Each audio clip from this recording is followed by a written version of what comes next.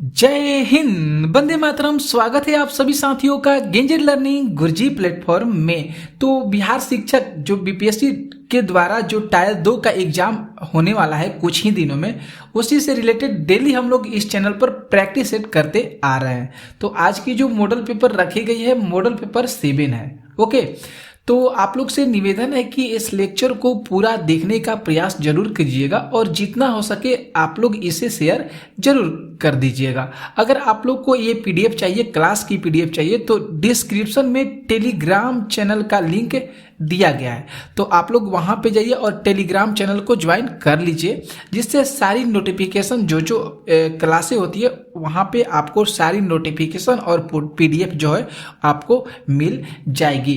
तो हम लोग अभी जो मॉर्निंग में प्रैक्टिस सेट करेंगे, फिर दोपहर में भी आप लोग को जो है प्रैक्टिस सेट के जो कंटेंट है जरूर आप लोग को वीडियो मिलेंगे। तो आप लोग एक परिवार के भांति, एक परिवार समझकर इस चैनल से जुड़िए और इस चैनल को जो है आगे बढ़ाने में अपना सहयोग जरूर रखिए। तो आइए देखते हैं पहले नंबर प्रश्न पे।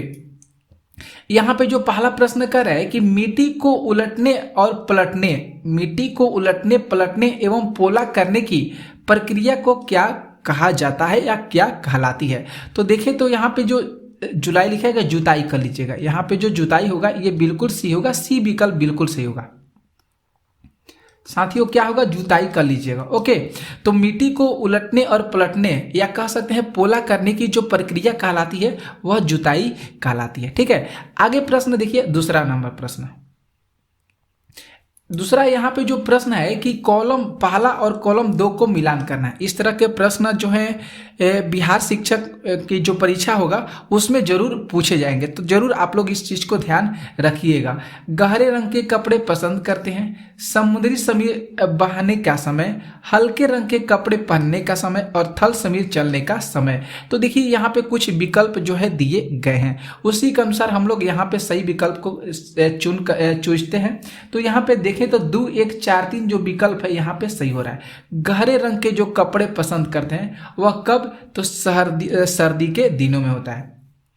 इसके बाद समुद्री समीर बहने का समय क्या हुआ, तो दिन में समुद्री समीर बहते हैं। हल्के रंग के कपड़े पहनने का समय गर्मी के दिनों में होता है और थल समीर चलने का समय रात में होता है। तो यहाँ पे जो 2, 1, 4, 3 विकल्प जो हो रहे हैं ये बिल्कुल सही हो रहे हैं। तो देखिए साथियों, यहाँ पे जो बी ऑप्शन दिया गया है 2, 1, 4, 3 ये विकल्प क्या है, सही है। ओके, तो इसके बाद हम लोग आते हैं अगले नंबर प्रश्न पे। यहाँ पे देखिए तीसरा प्रश्न, अच्छा सा प्रश्न है तीसरा जो प्रश्न है कि पंछी विभिन्न प्रकार के घोंसले बनाते हैं तथा घोंसले बनाने के लिए विभिन्न स्थानों का चुनाव करते हैं। तो निम्न में से कौन से पंछी पेड़ के तनों में अपने घोंसला बनाते हैं। बहुत सुंदर सा प्रश्न है। तो यहाँ पे देखिए तो राइट आंसर जो बी हो रहा है ये बिल्कुल सही हो रहा है, बसंत गौरी, जिसको बारबेट एक प्रकार का पंछी है जो अपना जो घोंसला है पेड़ के तनों में अपना घोंसला बनाते हैं। बसंत गौरी उसका नाम है और कहीं कहीं कुछ देशों में जो उसको बारबेट के नाम से जाना जाता है या पुकारा जाता है। ठीक है, आगे प्रश्न देखिए चौथा।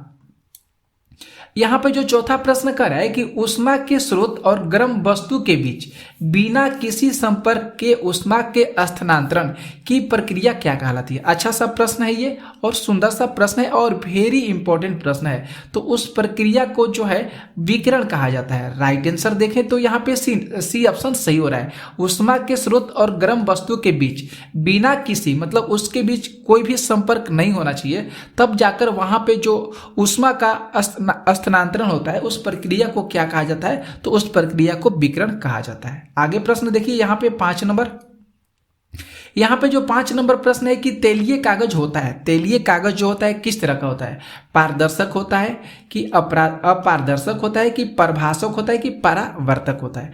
तो राइट आंसर देखिए तो यहाँ पे सी ऑप्शन से होगा, जो तेलीय कागज होता है वह पारभाषक होता है। ठीक है, आगे प्रश्न देखिए यहाँ पे 6 नंबर जो प्रश्न है कि नाचा और पंडवानी किस राज्य की रंग शैलियां है। बहुत सुंदर सा प्रश्न है। तो देखिए तो यहाँ पे बी ऑप्शन सही होगा, राइट आंसर छत्तीसगढ़ होगा। नाचा और पंडवानिया जो हो जाएगा ये छत्तीसगढ़ की रंग शैलियाँ है। ओके, आगे प्रश्न देखिए, यहाँ पे जो 7 नंबर प्रश्न आते हैं। 7 नंबर जो प्रश्न है कि दूरदृष्टि दोष के निवारण में प्रयुक्त लेंस कौन सा उपयोग किया जाता है दूरदृष्टि के लेंस में। तो देखिए, तो यहाँ पे जो उत्तल लेंस होता है दूरदृष्टि के में इस्तेमाल किया जाता है, दूर की वस्तुओं को देखने में इस्तेमाल किया जाता है।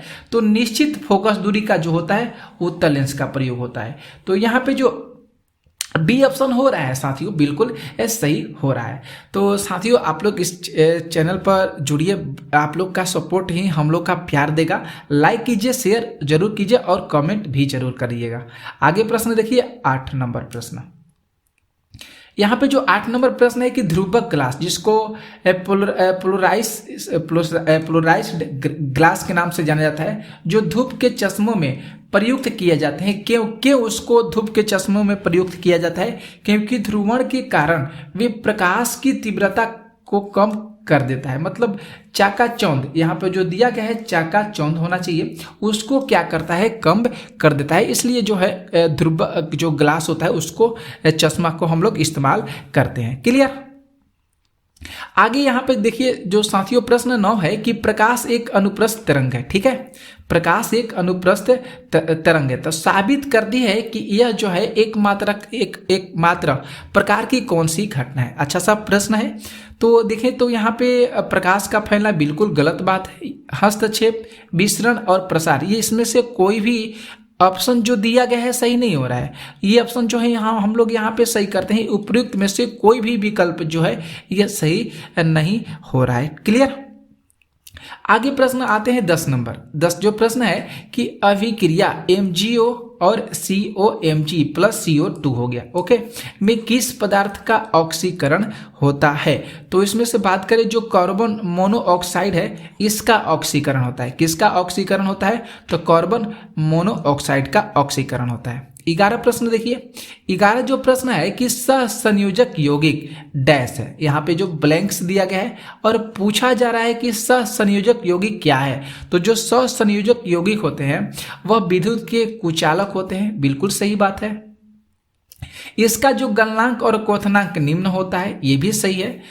और सहसंयोजक जुड़ने वाले परमाणुओं में इलेक्ट्रॉन की साझेदारी बनती है, ये भी सही बात है। तो इनमें से जो डी ऑप्शन हो रहे हैं ये बिल्कुल सही हो रहे हैं।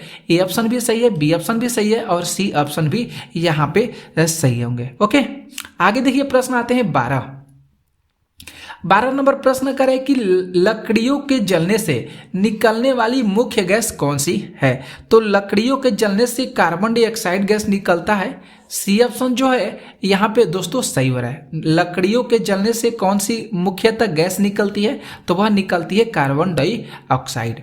आगे देखिए प्रश्न 13 जो प्रश्न है कि इलेक्ट्रॉनिक विन्यास 287 वाला अधातु तत्व इसमें से कौन सा हो जाएगा? 17, जिसकी परमाणु संख्या जो 17 होता है वह होता है क्लोरीन। यहाँ पे बात करें तो बी ऑप्शन जो होगा यह सही हो जाएगा। ओके, आगे प्रश्न आते हैं 14। यहाँ पे जो 14 प्रश्न है कि एक संतृप्त विलयन बनाने के लिए 36 ग्राम, कितना ग्राम? 36 ग्राम सोडियम क्लोराइड को 100 ग्राम जल में 293 केल्विन पर घोला जाता है। तो इस तापक्रम में उसकी सांद्रता क्या होती है? तो इस तापक्रम में उसकी सांद्रता 26.47% हो जाती है। कितना होती है? तो 26.47% हो जाती है। प्रश्न देखिए 15 नंबर जो प्रश्न है कि प्रदूषित पानी के जैविक उपचार का मुख्य उद्देश्य क्या होता है? प्रदूषित पानी के जैविक उपचार का जो मुख्य उद्देश्य होता है वह होता है BO2 को कम करना। BOD को क्या करना? कम करना। ओके, आगे यहाँ पे देखिए प्रश्न जो है 16 की प्रोटीन संश्लेषण का इसमें से कौन सा जो क्रम दिया गया है सही है? तो पहले होता है, यहाँ पे देख लें तो पहले जो यहाँ पे बी ऑप्शन जो है सही हो रहा है, DNA होगा, इसके बाद RNA होगा, अमीनो अम्ल, इसके बाद क्या होता है? प्रोटीन होता है। इसके बाद क्या होता है? प्रोटीन्स होता है। तो DNA पहले होगा, RNA होगा, अमीनो अम्ल होगा और प्रोटीन्स होगा। राइट आंसर जो है यहाँ पे बी ऑप्शन सही हो रहा है। आगे प्रश्न आते हैं 17 प्रश्न है कि ब्लू बेबी सिंड्रोम निम्नलिखित में से किसके कारण होता है? ब्लू बेबी जो सिंड्रोम है ये किसके कारण होता है? तो ये जो है मिथोमोग्लोबिन के कारण होता है। किसके कारण? तो मिथोमोग्लोबिन के कारण ये जो है ब्लू बेबी सिंड्रोम क्या है, होता है। क्लियर? आगे प्रश्न आते हैं 18। देखिए मिलान करने वाला प्रश्न है, बहुत अच्छा सा प्रश्न आ गया 18। सुमेलित कीजिए और नीचे दिए गए कूटों को सही उत्तर बताइए। बकरी का नस्ल एक यहाँ पे सूची 1 में दिया है और इसका प्रयोजन दिया गया है। ठीक है, तो हम लोग को यहाँ पे क्या करना है, मिलान करना है साथियों। यहाँ पे हम लोग को मिलान करना है कि जमुना पारी होता है, यह दुधारू होती है। सिरोही मांस होता है। इसके बाद जो पश्मीना बकरी होती है, इसमें सबसे ज़्यादा क्या होता है, खाल होता है ना। हाँ, सबसे ज़्यादा यहाँ पे खाल नहीं बाल होता है पश्मीना में, और मालाबार खाल होता है। तो साथियों देखें तो यहाँ पे जो 4 ऑप्शन जो होगा, यहाँ पे पहला का चौथा हो रहा है। इसके बाद सिरोही जो होगा 3 हुआ, पश्मीना बाल हुआ, और मालाबार कितना हो गया, खाल हो गया। तो 4 3 2 1 जो विकल्प हो रहे हैं यहाँ पे सही हो रहे हैं। 4 3 2 1 क्या होंगे, यहाँ पे विकल्प सही होंगे। आगे प्रश्न पे आते हैं 19 नंबर। 19 नंबर प्रश्न है कि जल की अधिकतम मात्रा जिसकी पौधे को आवश्यकता होती है, वह उसका अवशोषण निम्न में से किस माध्यम से करते हैं। तो वह जो है जड़ों के बालों, मतलब जड़ों के माध्यम से जो होते हैं, जड़ के जो बाल होती हैं उसी के माध्यम से जो पौधे होते हैं वह उसका अवशोषण करते हैं। ठीक है, और उसी के जो अवशोषण करने के बाद वह अपने सूर्य के प्रकाश से अपना भोजन तैयार करते हैं, बनाते हैं। प्रश्न आते हैं 20 नंबर प्रश्न पे कि शरीर की वृद्धि एवं क्षतिग्रस्त कोशिकाओं और ऊतकों का सुधार करने का कार्य कौन करते हैं। तो देखें तो यहाँ पे कार्बोहाइड्रेट दिया है, वसा, विटामिन, खनिज लवण, इसमें से कोई भी ऑप्शन नहीं दिया गया है दोस्तों। तो यहाँ पे देख लीजिएगा, इनमें से कोई नहीं जो विकल्प होगा यही सही होगा। इसमें से कोई भी विकल्प नहीं दिया गया है। आते हैं 21 नंबर प्रश्न पे। 21 प्रश्न है कि मेंडल द्वारा चयनित लक्षण कितने गुणसूत्रों पर स्थित होते हैं। तो वह 4 गुणसूत्रों पर स्थित होते हैं। ये ऑप्शन जो है सही हो रहा है। आगे प्रश्न आते हैं 22 नंबर प्रश्न है कि निम्न किस समूह के पौधे में निषेचन के लिए जल आवश्यक होता है। तो वह जो है ब्रायोफाइटस जो पौधे होते हैं उनको निषेचन के लिए जल की सबसे ज़्यादा मात्रा में जो है आवश्यकता होता है। क्लियर? आगे प्रश्न आते हैं 23 नंबर। 23 नंबर प्रश्न है कि यकृत श्रावण करता है। यकृत श्रावण क्या करता है। तो यकृत श्रावण जो है किसी प्रकार का एंजाइम को स्रावित नहीं करता है। यहाँ पे बात करें तो बी ऑप्शन जो है यहाँ पे सही होगा। आगे प्रश्न आते हैं दोस्तों 24। यहाँ पे जो 24 प्रश्न करे कि हड्डियों को परस्पर जोड़ने वाले तंतुकीय ऊतक क्या होते हैं। तो हड्डियों को जोड़ने वाले जो तंतुकीय ऊतक होते हैं उसको स्नायु के नाम से जाना जाता है। इस तरह लिखा जाता है, इस तरह लिखा होता है। तो जरूर आप लोग याद कीजिएगा, हड्डियों को परस्पर जोड़ने वाले जो तंतुकीय ऊतक होते हैं उसको स्नायु कहा जाता है। आगे प्रश्न आते हैं 25 नंबर। अच्छा सा प्रश्न है, कथन है यहाँ पे प्रश्न कर है कि अम्लों के बारे में निम्नलिखित में से कौन सा कथन जो है सत्य है। कौन सा कथन सत्य है। तो अम्ल खट्टे होते हैं और नीले लिटमस को लाल रंग में बदल देते हैं, और खट्टे होते हैं लाल लिटमस को नीले रंग में बदल देते हैं। ये गलत दिया गया है। यहाँ पे हम लोग ए ऑप्शन को सही चुनते हैं। यहाँ पे ए ऑप्शन सही हो रहा है कि खट्टे होते हैं, अम्ल जो होते हैं स्वाद में खट्टे होते हैं, और नीले लिटमस को लाल रंग में बदल देते हैं। ठीक है, आगे प्रश्न देखते हैं हम लोग 26 जो प्रश्न है कि मार्च 2023 में सशस्त्र सीमा बल का महानिर्देशक किसे नियुक्त किया गया है। तो किसे नियुक्त किया गया है। तो रश्मि शुक्ला को नियुक्त किया गया है। किसे नियुक्त किया गया है। तो रश्मि शुक्ला को नियुक्त किया गया है सशस्त्र सीमा बल का महानिर्देशक। ओके, आगे प्रश्न आते हैं 27 जो प्रश्न है कि G20 के विदेश मंत्रियों की बैठक मार्च 2023 में कहाँ हुई है। तो कहाँ पे हुई है। तो नई दिल्ली में हुई है। कहाँ पे हुई है दोस्तों। तो नई दिल्ली में जो G20 के जो विदेश मंत्रियों की बैठक हुई है मार्च में, वह नई दिल्ली में हुई है। आगे प्रश्न आते हैं 28 नंबर पे। 28 प्रश्न है कि भारत और किस देश के बीच स्नीनिक्स 2023 अभ्यास आयोजित हुआ है। तो उस देश का नाम हो जाएगा श्रीलंका। कहाँ पे आयोजित हुआ है। तो श्रीलंका में आयोजित हुआ है। 29 जो प्रश्न है कि मेरी लीबोन क्रिकेट क्लब ने अप्रैल 2023 तक किन भारतीय क्रिकेटरों को आजीवन मानद सदस्यता प्रदान की है, उसका क्या कौन जो है वह क्रिकेट के खिलाड़ी हैं। तो क्रिकेट के खिलाड़ी यहाँ पे देखें तो महेंद्र सिंह धोनी होंगे, युवराज सिंह भी होंगे और मिताली राज। तो यहाँ पे डी ऑप्शन जो है सही हो रहा है। ये तीनों जो खिलाड़ी हैं, भारतीय खिलाड़ी हैं, इनको आजीवन मानद सदस्यता प्रदान किया गया है। कौन से क्लब के द्वारा? तो मेरी लीबोन क्रिकेट क्लब के द्वारा। यहाँ पे जो 30 प्रश्न करे कि 7 अप्रैल 2023 को मनाए गए विश्व स्वास्थ्य दिवस की थीम क्या है। तो इसकी जो थीम है देखें तो यहाँ पे हेल्थ फॉर मैन ये भी नहीं है, हेल्थ कॉन्शियस नहीं है, कीप योर सेल्फ हेल्थ ये भी नहीं है, योगा फॉर हेल्थ ये नहीं है। इसमें से देखें तो ये ऑप्शन सही होगा। इनमें से कोई भी ऑप्शन जो है सही नहीं हो रहा है। आगे प्रश्न आते हैं 31 पे। 31 प्रश्न करें कि आईपीएल के इतिहास में 7000 रन बनाने वाले पहले बल्लेबाज कौन बने हैं। तो उनका नाम हो जाएगा विराट कोहली। कौन बने हैं पहले बल्लेबाज? तो वह है विराट कोहली, जो आईपीएल के इतिहास में 7000 रन बनाने वाले पहले बल्लेबाज बने हैं। प्रश्न आते हैं 32 प्रश्न करें कि फ्रांस में बेस्टिल दिवस परेड में गेस्ट ऑफ ऑनर के तौर पर शामिल होने हेतु आमंत्रित किसे किया गया है। तो आमंत्रित जो है नरेंद्र मोदी को जो है आमंत्रित किया गया है। डी ऑप्शन जो है यहाँ पे सही हो रहा है। आगे प्रश्न पे आते हैं 33 प्रश्न है कि मई 2023 में विश्व स्कूनर चैंपियनशिप 2023 का पहला खिताब किसने जीता है। बहुत अच्छा सा ये प्रश्न है। तो लूका ब्रेसेल ने जीता है। किसने जीता है साथियों? तो लूका ब्रेसेल ने जीता है। ठीक है। 34 नंबर प्रश्न आते हैं। 34 प्रश्न कर रहा है कि किस रेलवे जोन ने शहीदों के नाम पर ट्रेन के इंजनों का नामकरण किया है। ट्रेनों के इंजनों का नामकरण किया है, वह रेलवे जोन कौन सा है। बहुत अच्छा सा प्रश्न है। तो उत्तर रेलवे जोन है। कौन सा रेलवे जोन का नाम हो जाएगा? तो उत्तर रेलवे जोन। 35 प्रश्न देखिए कह रहा है कि 35 प्रश्न के विश्व पर्यावरण दिवस 2023 की थीम क्या है। तो इसका जो थीम है प्लास्टिक प्रदूषण का समाधान। प्लास्टिक प्रदूषण का समाधान। 36 प्रश्न आते हैं। 36 प्रश्न है कि कंबोडिया के किस शासक ने प्रसिद्ध अंकोरवाट मंदिर को बनवाया था। कौन से शासक था? उसका नाम सूर्यवर्मन द्वितीय था। क्या नाम था? तो सूर्यवर्मन द्वितीय था।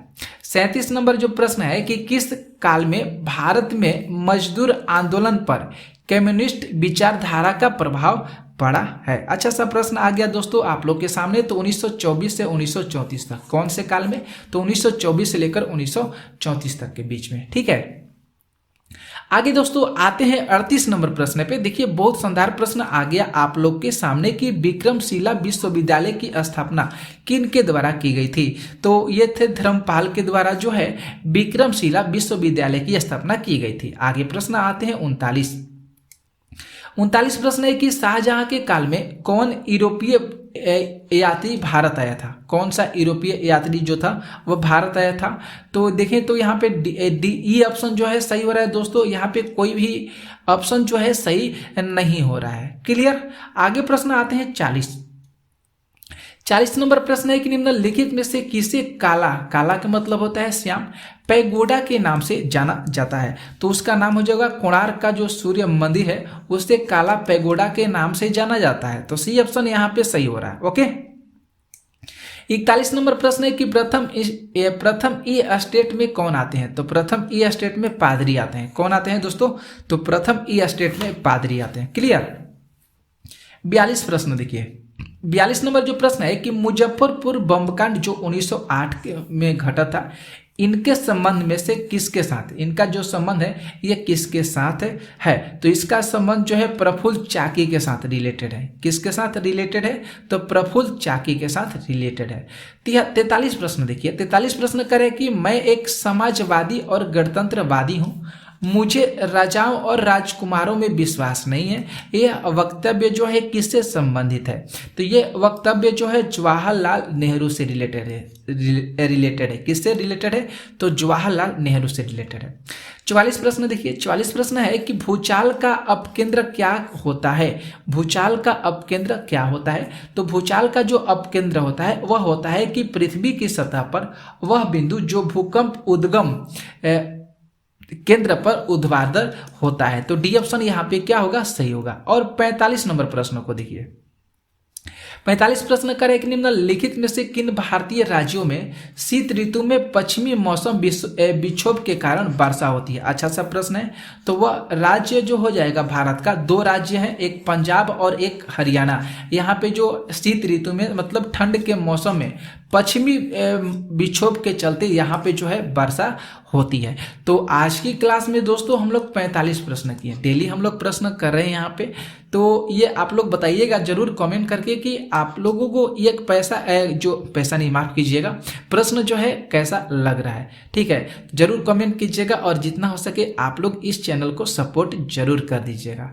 तो मिलते हैं फिर हम लोग दोपहर में कुछ ऐसे ही धमाकेदार प्रश्नों के साथ। तो आप लोग इस चैनल पर बने रहिएगा। तब तक के लिए आप लोग को जय हिंद, जय भारत, बाय बाय।